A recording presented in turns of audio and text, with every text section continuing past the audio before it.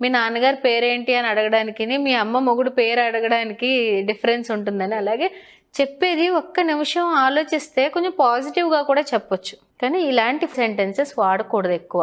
సెన్సిటివ్గా ఎందుకున్నావు నువ్వు, ఎమోషనల్ అవ్వకు, నేను చెప్పాను కాబట్టి నువ్వు చెయ్యి, నువ్వు రాకపోతే నేను ఇక్కడ వదిలేస్తాను, నువ్వు ఎందుకు అలా ఉండవు, ఎప్పుడు ఇలాగే ఎందుకు ఉంటావు, ఇలాంటివి వాడడం వల్ల పిల్లల్లో సెల్ఫ్ ఎస్టీమ్ తగ్గిపోతుంది, కాన్ఫిడెన్స్ లెవెల్స్ తగ్గిపోతాయి, ఇంట్రోవర్ట్స్ అయిపోతారు, వాళ్ళకున్న ఎక్స్ప్రెసివ్ నేచర్ అంతా కిల్ చేసేసుకుంటారు. ఎందుకంటే ఇవన్నీ కూడా నెగిటివ్ స్టేట్మెంట్స్ వాళ్ళకి. తర్వాత ఇంకా పెద్ద అయ్యాక బిహేవియరల్ చేంజెస్ వచ్చేసి నా పిల్లోడు నాతో ఏమీ చెప్పుకోవట్లేదు, లోన్లీగా ఉన్నాడు, డిప్రెషన్ అయిపోయాడు.